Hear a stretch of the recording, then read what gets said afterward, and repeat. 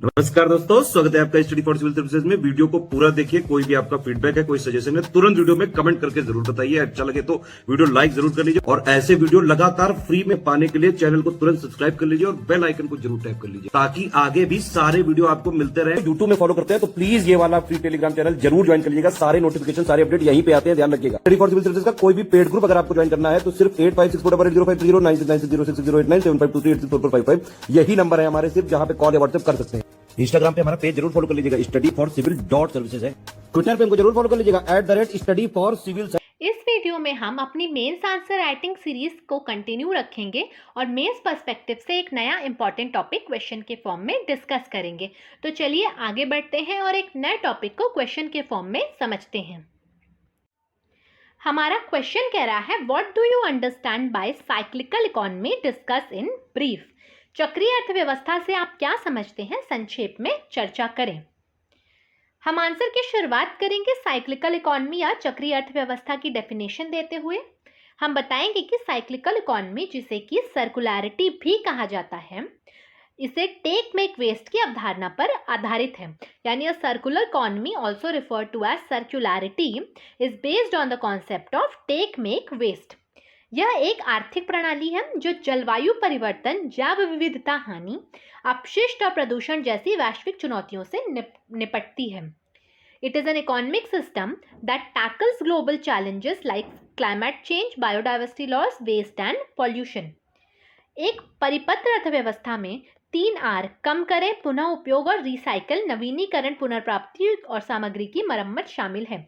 यानी एक circular economy में 3R होते हैं, यानी reduce, reuse and recycle, refurbishment, recover and repairing of material. Basically अगर हम बात करें साइक्लिकल इकोनॉमी क्या होती है, साइक्लिकल इकोनॉमी में जो सामान प्रोड्यूस हो रहा है उससे वेस्ट जनरेट हो रहा है, बाद में वो सामान वेस्ट मटेरियल बन जाएगा और इसी वेस्ट को वापस से एज अ रॉ मटेरियल उसी सामान को प्रोड्यूस करने में यूज किया जाए।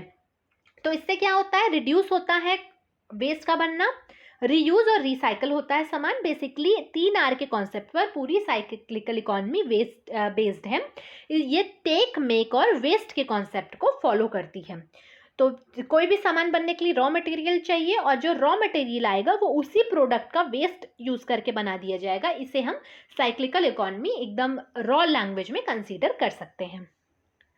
फिर चक्रीय अर्थव्यवस्था का उद्देश्य होता है अर्थव्यवस्था में घूमने वाली सामग्रियों और उत्पादों के लूप बनाकर उत्पादों और सामग्रियों के उपयोगी जीवन का विस्तार करना। यानी कि एक लूप के थ्रू मटेरियल और प्रोडक्ट के लाइफ साइकिल को बढ़ाना और उन्हें सर्कुलेट करता रहना इकोनॉमी में।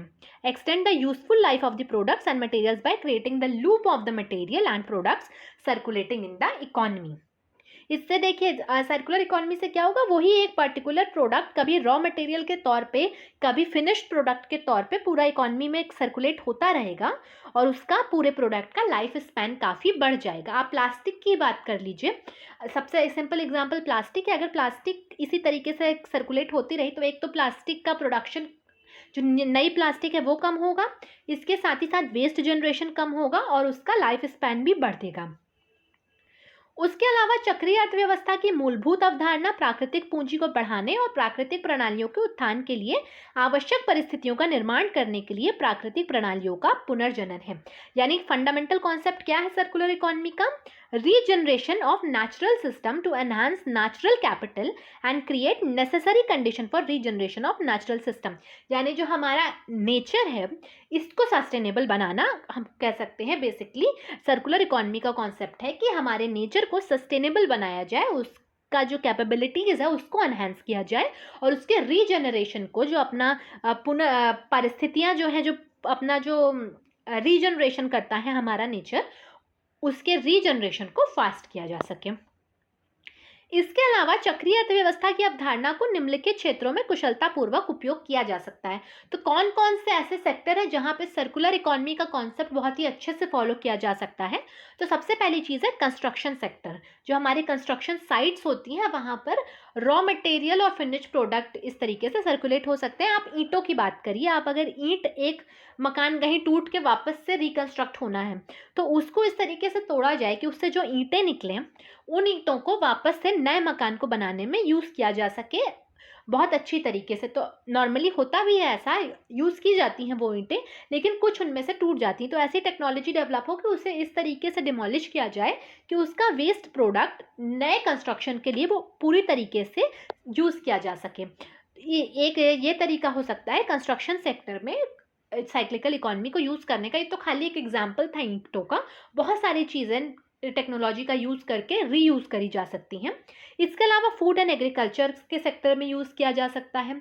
फूड एंड एग्रीकल्चर में आप समझ सकते हैं जैसे कि सिरका बनाया जा सकता है, जो खराब होते हुए अंगूर हैं, खराब होते हुए मतलब जो भी चीज़ें खराब हो रही हैं उनको एक तरीके से यूज़ करके आप उससे सिरका बना सकते हैं, या जो वेस्ट फूड प्रोडक्ट हैं उनसे आप खाद बना सकते हैं। तो बहुत सारी चीज़ें जो वेस्टेज है उसको आप यूज़ करके किसी तरीके से उसे रीयूज़ कर सकते हैं, रिसाइकिल कर सकते हैं फूड सेक्टर में। इसके अलावा ट्रांसपोर्टेशन एंड मोबिलिटी में साइक्लिकल इकोनॉमी का यूज़ किया जा सकता है बहुत अच्छे से। तो ये 3 सेक्टर हैं जहाँ पे साइक्लिकल इकोनॉमी का अगर यूज़ किया जाए तो हमारा नेचर काफ़ी सस्टेनेबल हो जाएगा, उसके साथ ही साथ वेस्टेज कम होगा, साथ ही साथ रीयूज़ बढ़ेगा।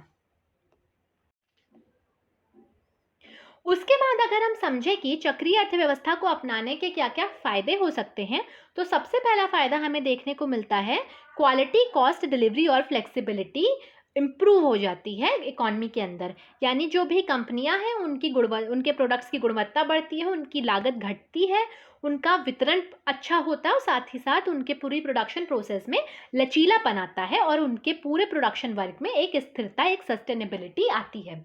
इसके अलावा चक्रीय अर्थव्यवस्था उद्योगों के लिए आवश्यक कच्चे माल की आवश्यकता को पूरा करती है, क्योंकि फाइनल प्रोडक्ट ही एज अ रॉ मटेरियल जाता है इंडस्ट्रीज में वापस। तो रॉ मटेरियल्स की जो ज़रूरत है उसको बहुत आसानी से चक्रीय अर्थव्यवस्था पूरा कर देती है। इसके साथ ही साथ इनपुट लागत कंपनियों की कम हो जाती है, क्योंकि चक्रीय अर्थव्यवस्था में उत्पादन उद्योग में वापस आ जाता है।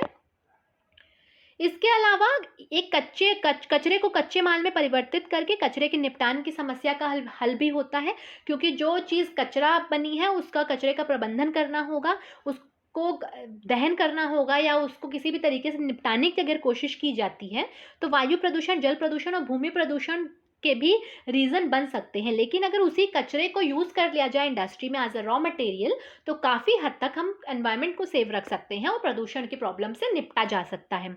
इसके अलावा उत्पादों और सेवाओं की लागत भी कम हो जाती है, क्योंकि इनपुट कॉस्ट ही कम हो जाता है। फिर अगर हम बात करें तो वैल्यूराइजेशन या मूल्य निर्धारण, यानी कचरे से ऊर्जा का दहन भी हम कर सकते हैं जिससे पुनर्नवीनीकरण नहीं किया जा सकता। इस तरीके की प्रोसेस अस्तित्व में आएगी। यानी बेसिकली जो कचरा निपटाया नहीं जा सकता, जिसका दहन नहीं किया जा सकता, जिस कचरे को ख़त्म नहीं किया जा सकता, टेक्नोलॉजी का यूज़ करके उससे हम एनर्जी प्रोड्यूस कर सकते हैं, जिसे हम वैल्यूराइजेशन कहते हैं। साइक्लिकल इकोनॉमी में उत्पादों की दक्षता बढ़ जाती है, यानी एफिशिएंसी ऑफ प्रोडक्ट बढ़ जाती है। फिर नेगेटिव इम्पैक्ट्स कम होते हैं, यानी कि पोल्यूशन कम होता है, कंजेशन जो एनवायरनमेंट में होता है वो कम होता है, और यूटिलिटी प्रोडक्ट्स की बढ़ जाती है, और उनकी लोग जो रिसाइकल रीयूज प्रोडक्ट है उनको पसंद भी ज़्यादा करते हैं। लेकिन इस पूरे सेक्टर से जुड़ी हुई कुछ चुनौतियां भी हैं। अगर हम चुनौतियों की बात करें कि साइक्लिकल इकोनॉमी में क्या क्या चुनौतियां हैं, तो सबसे पहली चुनौती ये आती है कि जो भी प्रोडक्ट्स को रिकवर करना, जो वेस्ट प्रोडक्ट है, अब बाद में उसको रिसाइकिल करना, इसके लिए एक हाई लेवल एनर्जी और हाई लेवल रिसोर्सेज की ज़रूरत पड़ती है। यानी बहुत ज़्यादा पैसा चाहिए और टेक्नोलॉजी चाहिए वापस से रिकवर और रिसाइकिल करने के लिए प्रोडक्ट्स को। तो इसलिए सर्कुलर इकोनॉमी का ये एक बड़ा चैलेंज बन जाता है।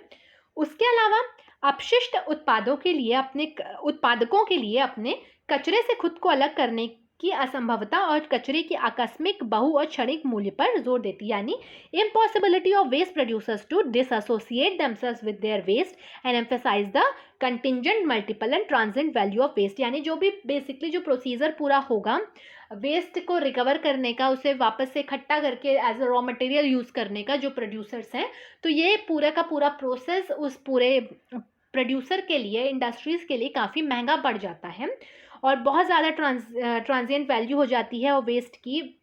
ये पूरा मतलब कुल मिला के उनके लिए एक ये बहुत डिफ़िकल्ट सिस्टम है कि जो उनकी कंपनी से वेस्ट जनरेट हुआ है वो उसको इकट्ठा करें, वापस से उसको रिसाइकिल करें। इसके अलावा अपशिष्ट अपरिहार्य है, यानी वेस्ट अनअवॉइडेबल है, जबकि एक साइक्लिकल इकोनॉमी यानी परिपत्र अर्थव्यवस्था या चक्रीय अर्थव्यवस्था में अपशिष्ट को परिहार्य और रुचि के रूप में अवॉइडेबल और वर्दी ऑफ इंटरेस्ट माना गया है। वर्दी ऑफ इंटरेस्ट यानी कि रुचि के योग्य माना गया है। तो ये बेसिकली हम कह सकते हैं कि वेस्ट तो जनरेट होगा ही, लेकिन सर्कुलर इकोनॉमी इस बात को नेग्लेक्ट करती है कि वेस्ट को अवॉइड किया जा सकता है। वेस्ट जनरेट होना ये आम बात है, लेकिन सर्कुलर इकोनॉमी इस बात को नेग्लेक्ट करती है और सर्कुलर इकोनॉमी कहती है कि वेस्ट जनरेट ना हो, ऐसी कि पूरी हमारी साइकिल चलती रहे, कि वही वेस्ट रॉ मटेरियल बने फिर फाइनल प्रोडक्ट बने। तो ये थोड़ा प्रैक्टिकल नहीं है। इसके अलावा हम फिर बताएंगे कि भारत में उत्पन्न कुल कचरे के 10 से 15% के पुनः उपयोग और पुनर्चक्रण की ज़बरदस्त क्षमता है। यानी इंडिया के पास कैपेबिलिटी है कि जितना प्रोडक्ट वेस्ट मटेरियल के तौर पे प्रोड्यूस हो रहा है उसमें से 10 से 15% वो रिसाइकिल कर पाए। लेकिन चक्रीय अर्थव्यवस्था की अवधारणा को अपनाने से सामग्रियों के पुनः उपयोग और पुनर्चक्रण को बढ़ावा मिलेगा। इंडिया वेस्ट को रीजनरेट कर सकती है, रिसाइकिल कर सकती है, लेकिन अगर अपना पोटेंशियल इंडिया बढ़ाए तो इंडिया में चक्रीय अर्थव्यवस्था की अवधारणा को अपनाने से सामग्रियों का पुनः उपयोग और पुनर्चक्रण को बढ़ावा मिलेगा और आने वाले वर्षों में निर्माण, कृषि और वाहन जैसे क्षेत्रों में बड़ी वृद्धि होने वाली है। यानी आने वाला जो समय आ रहा है इसमें कंस्ट्रक्शन सेक्टर काफ़ी तेज़ी से बढ़ेगा, एग्रीकल्चर काफ़ी तेज़ी से बढ़ेगा और ट्रांसपोर्ट काफ़ी तेज़ी से बढ़ेगा। तो इन फील्ड्स में अगर सर्कुलर इकोनॉमी का यूज़ किया जाए तो काफ़ी ज़्यादा इंडिया को फ़ायदा देखने को मिल सकता है। और एस्टिमेट कहते हैं कि 2030 तक 40 लाख करोड़ रुपए से अधिक की बचत करने में इंडिया सक्षम होगा अगर सर्कुलर इकोनॉमी के कॉन्सेप्ट को इन 3 फील्ड्स में अपनाता है। फिर अब तक भारत सरकार ने क्या क्या कदम उठाए हैं, हम उनमें से कुछ स्टेप्स मेंशन करेंगे। तो सबसे पहला है डिजिटल इंडिया मिशन और स्वच्छ भारत मिशन के तहत कचरे से धन का सृजन करना, यानी create wealth out of waste. एक डिजिटल इंडिया मिशन और स्वच्छ भारत मिशन का एक एम रखा गया है। साथ ही साथ व्हीकल स्क्रैपेज पॉलिसी यानी वाहन परिमार्जन नीति भी सरकार लेकर के आई। किस ईयर में लेकर के आई आप कमेंट सेक्शन में मेंशन करिएगा। इसके अलावा एमएसएमई सेक्टर में लीन मैनेजमेंट क्लस्टर स्कीम लाई गई है, जिससे कि जो रिसाइकल की प्रोसेस को बढ़ाया जा सके। इसके अलावा जीरो इफेक्ट जीरो डिफेक्ट नाम की भी एक स्कीम लेकर के आई है गवर्नमेंट। फिर हम अपने आंसर के लास्ट पार्ट पर आएंगे, हम वे फॉरवर्ड सजेस्ट करेंगे।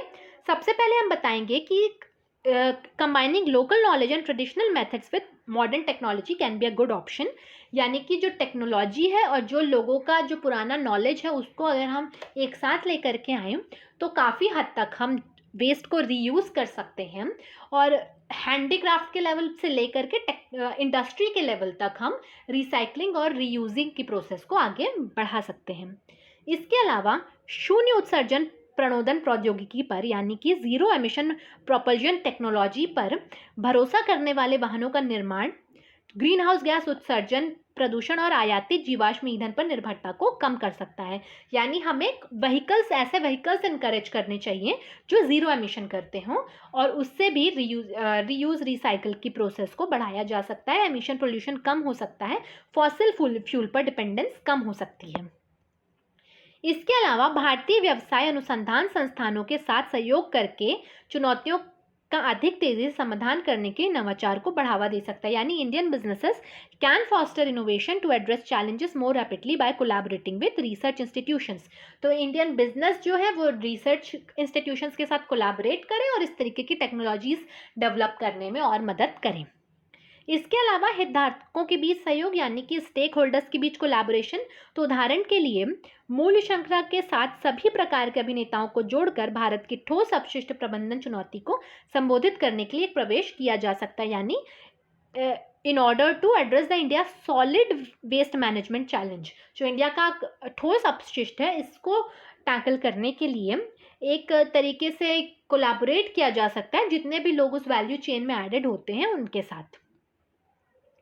फिर हम अपने आंसर को कंक्लूड करेंगे ये बताते हुए कि महात्मा गांधी ने कहा था कि पृथ्वी के पास हर किसी की ज़रूरत के लिए पर्याप्त है लेकिन हर किसी के लालच के लिए नहीं।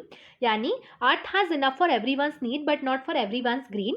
सो आज के समय में ये बहुत ज़्यादा ज़रूरी हो गया है कि जो सीमित संसाधन बचे हुए पृथ्वी पर उनका स्थायी तरीके से उपयोग किया जाए और चक्रीय अर्थव्यवस्था की अवधारणा को अपनाना इससे प्राप्त करने की दिशा में एक सही कदम हो सकता है। यानी एक के साथ रिसोर्सेज को यूज़ करने के लिए सर्कुलर इकॉनमी एक अच्छा कदम हो सकती है, लेकिन इसमें भी कुछ चेंजेस करने पड़ेंगे, क्योंकि सर्कुलर इकॉनमी जितनी ज़्यादा रिजिडिटी से वेस्ट क्रिएशन को रीजनरेशन की बात करती है वो उतना ज़्यादा प्रैक्टिकल नहीं है। तो कुछ मॉडिफिकेशन के साथ सर्कुलर इकॉनमी को अगर अपनाया जाए तो काफ़ी हद तक वेस्ट रिड्यूस हो सकता है और हमारे डेवलपमेंट को सस्टेनेबिलिटी मिल सकती है।